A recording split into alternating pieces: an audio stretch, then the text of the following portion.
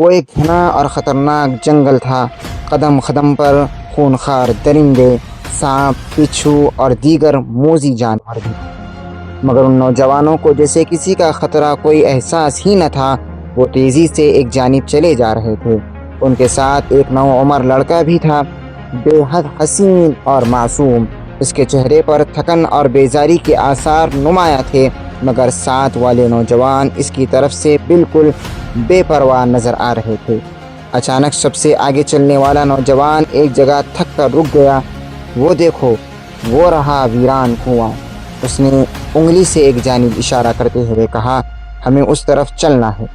پھر ان کا رخ اس کنویں کی جانب ہو گیا جس کی خستہ حال منڈیر صاف نظر آ رہی تھی۔ تھوڑی ہی دیر میں وہ وہاں پہنچ گئے۔ بڑی اچھی جگہ کا انتخاب کیا ہے تم نے، واقعی اس طرف کسی کا کوئی گزر نہیں ہوگا، ایک اور نوجوان نے کنویں کے اندر جھانکتے ہوئے کہا۔ پھر ان نوجوانوں نے آنکھوں ہی آنکھوں میں ایک دوسرے کو کچھ اشارہ کیا اور پھر اچانک ہی نوعمر لڑکے کو دبوچ لیا۔ لڑکا گھبرا گیا۔ اس نے مزاحمت کی، مگر اپنے سے کئی گنا طاقتور نوجوانوں کے سامنے اس کی ایک نہ چلی۔ نوجوان نے زبردستی اس کی قمیص اتاری اور کنویں میں دھکا دے دیا۔ لڑکے کی ایک طویل چیخ ابھری اور پھر خاموشی چھا گئی۔ ہا ہا ہا، اب اسی اندھیرے کنویں میں بھوکے پیاسے مرو ابا کے لاڑوے، اور وہ باپ بھی تمہاری صورت کبھی نہ دیکھ پائے گا جسے تمہیں دیکھے بغیر ایک پل کا چین نہیں آتا تھا۔ ایک نوجوان نے قہقہہ لگاتے ہوئے ایسا کہا اور دوسرے نے بھی اس کا ساتھ دیا۔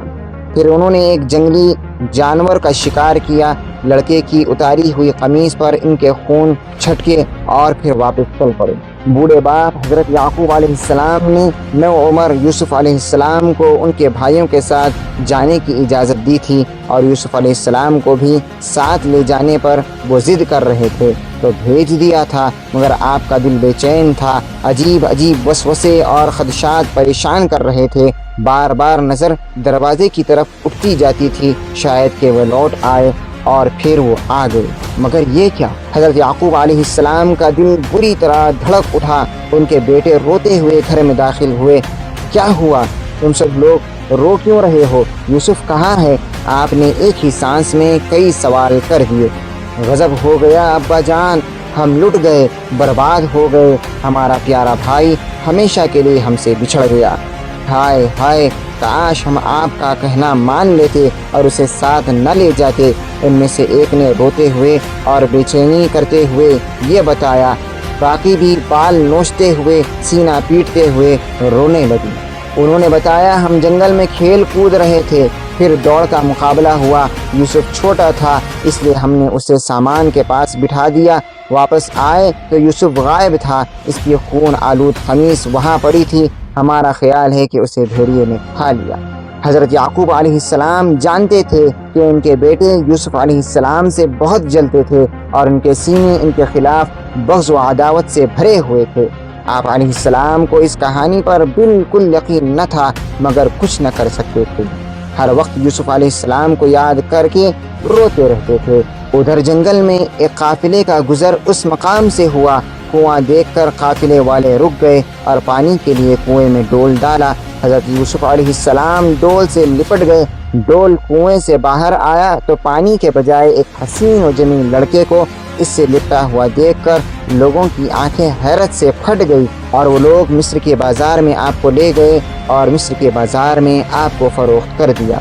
اس زمانے میں انسانوں کی خرید و فروخت عام تھی۔ دولت مند لوگ اپنے جیسے انسانوں کو خرید کر مردوں کو غلام اور عورتوں کو کنیزیں بنا لیتے اور زندگی بھر خدمت لیتے۔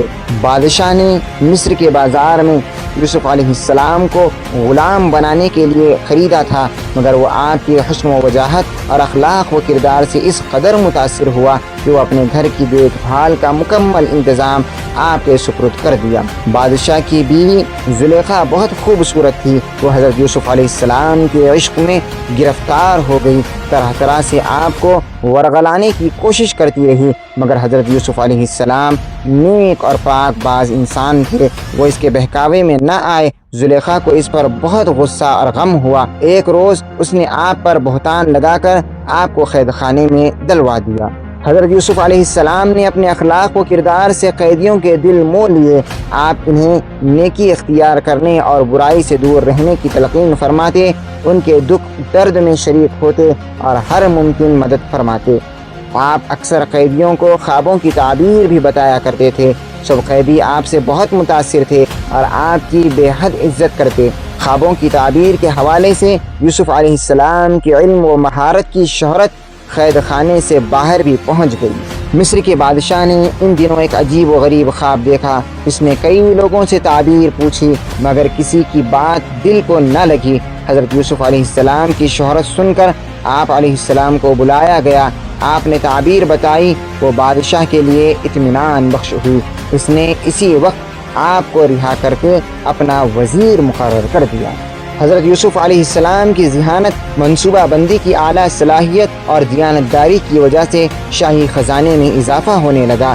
پیداوار پہلے سے کئی گنا بڑھ گئی، گودام غلے سے بھر گئے۔ کچھ ہی عرصے بعد مصر اور اس کے اطراف کے علاقوں میں قحط پڑ گیا، مویشی اور انسان مرنے لگے۔ حضرت یوسف علیہ السلام کا آبائی علاقہ کنعان بھی قحط کی زد میں آ گیا۔ شاہ مصر نے حکم دیا کہ سرکاری گودام کھلوا دیا جائے اور عوام کو سستے داموں میں غلہ فراہم کیا جائے۔ لوگ دور دور سے غلہ خریدنے کے لیے آنے لگے۔ حضرت یوسف علیہ السلام کے بھائی بھی مصر پہنچے۔ آپ نے انہیں پہچان لیا مگر وہ لوگ آپ کو نہ پہچان سکے۔ آپ ان سے بہت حسن سلوک سے پیش آئے، پھر انہیں اپنے بارے میں بتایا اور یہ بھی کہ کنویں میں گرا دیے جانے کے بعد اللہ تعالیٰ نے کس طرح آپ کی مدد فرمائی، اور نہ صرف یہ کہ آپ زندہ سلامت ان کے سامنے موجود ہے بلکہ اللہ تعالیٰ نے انہیں بلند مقام و مرتبہ عطا فرمایا، جبکہ ظلم کرنے والے محتاج اور سوالی بن کر آپ کے سامنے کھڑے ہیں۔ حضرت یوسف علیہ السلام کے بھائی سخت شرمندہ ہوئے اور آپ سے اپنے کیے کی معافی مانگنے لگے۔ آپ نے انہیں معاف فرما دیا، پھر اپنے والد حضرت یعقوب علیہ السلام کو بھی کنعان سے مصر بلوا لیا اور سب ساتھ رہنے لگے۔ اس واقعے کا سب سے اہم سبق یہ ہے کہ بغض و حسد کے جذبات انسانوں کو برائی کے لیے اکساتے ہیں، جس کا نتیجہ تباہی، بربادی اور ذلت و رسوائی کی صورت میں نکلتا ہے۔ اللہ تعالیٰ ظالموں کے مقابلے میں اپنے نیک اور برگزیدہ بندوں کی مدد فرماتے ہیں، اور جس کا حامی و مددگار اللہ تعالیٰ ہو اس کو کوئی نقصان نہیں پہنچا سکتا۔ مارنے والے سے بچانے والا بہت زیادہ طاقتور ہے۔ اگر کوئی ہمارے ساتھ کوئی برائی کرے اور بعد میں اس پر شرمندہ اور پشیمان ہو تو اسے معاف کر دینا چاہیے۔